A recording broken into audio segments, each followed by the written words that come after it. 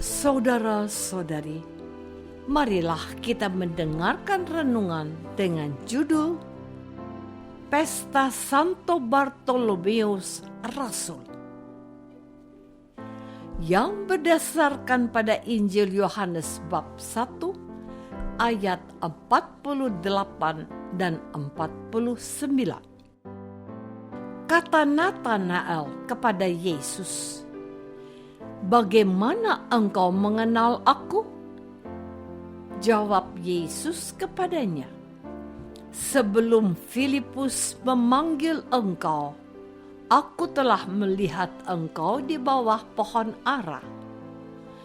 Kata Natanael kepada Yesus, "Rabi, engkau anak Allah, engkau Raja orang Israel." Dalam nama Bapa dan Putra dan Roh Kudus. Amin. Saudara-saudari terkasih dalam nama Tuhan Yesus Kristus, hari ini Gereja Katolik di seluruh dunia memperingati pesta Santo Bartolomeus. Santo Bartolomeus merupakan salah satu dari 12 Rasul Yesus. Dalam Injil Yohanes yang kita dengar hari ini, sebenarnya tidak ada nama Bartolomeus. Yang ada adalah nama Natanael. Sementara di dalam Injil Sinoptik, yakni Matius, Markus, dan Lukas, tidak terdapat nama Natanael. Ketiga Injil itu justru memunculkan nama Bartolomeus. Namun oleh Gereja Katolik dan sesuai dengan penelitian atau studi yang dilakukan para ahli kitab suci, nama Natanael yang hanya muncul dalam Injil Yohanes diyakini sebagai Bartolomeus, Rasul Yesus. Dengan kata lain, nama Natanael sama dengan Bartolomeus. Dan sebagai salah satu Rasul Yesus, Natanael atau Bartolomeus memiliki keistimewaan.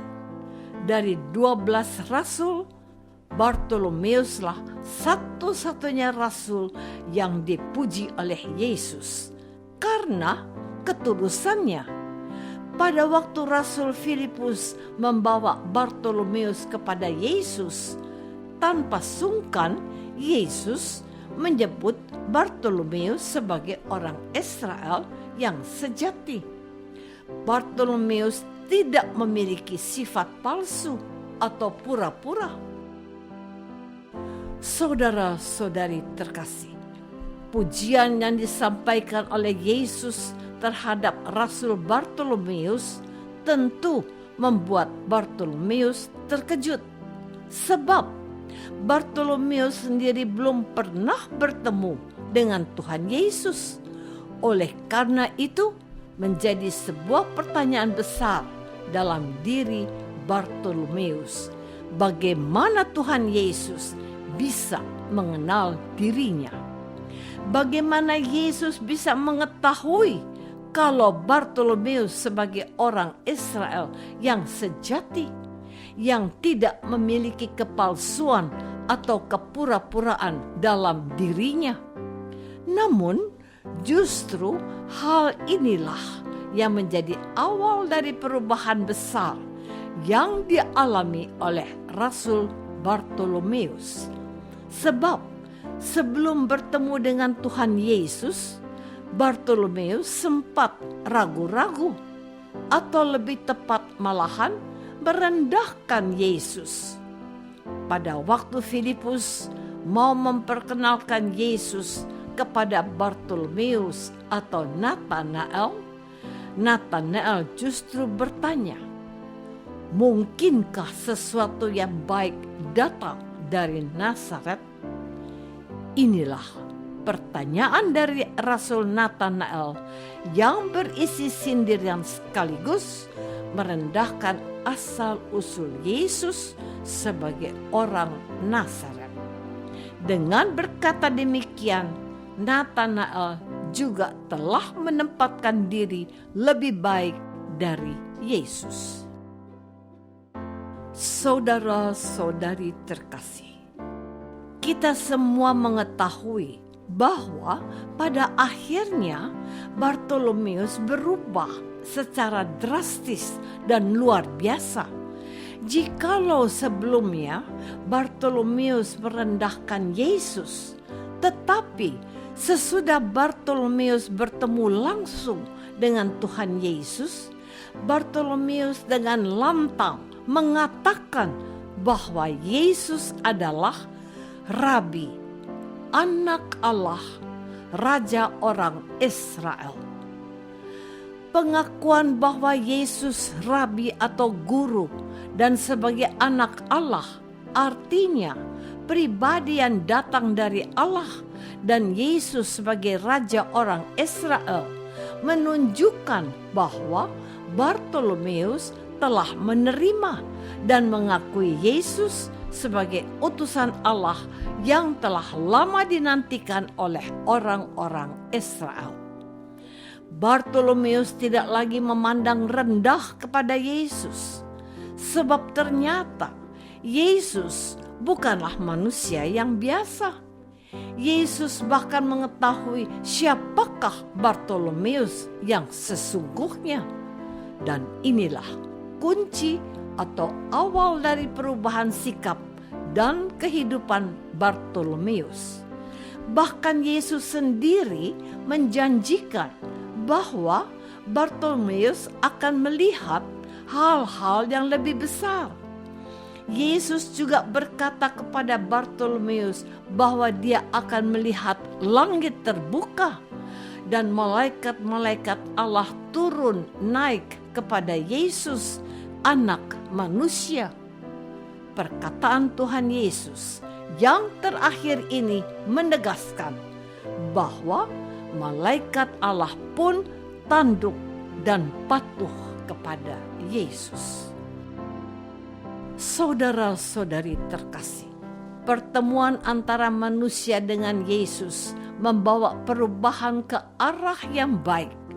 Seperti yang kita lihat, ada perubahan besar dalam diri Rasul Bartolomeus.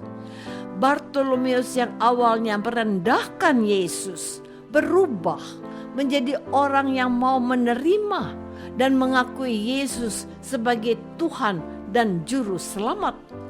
Maka tidak heran kalau Bartolomeus pada akhirnya memutuskan untuk menjadi Rasul Yesus. Oleh karena itu, kita pun dapat belajar dari Bartolomeus untuk mau membuka hati kita kepada Tuhan Yesus. Dengan membuka hati kita, dapat melihat kelemahan dan kekurangan kita. Banyak umat Kristen dan Katolik yang hidupnya biasa-biasa saja. Ada orang Kristiani yang hidupnya sama saja saat mereka belum dibaptis dan saat mereka sudah dibaptis. Padahal kalau mau jujur, setiap hari Minggu kita berjumpa dengan Yesus lewat sakramen Ekaristi.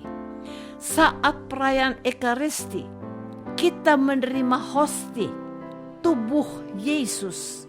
Dan inilah kesempatan paling indah dan paling langka di mana kita berjumpa dengan Yesus secara pribadi.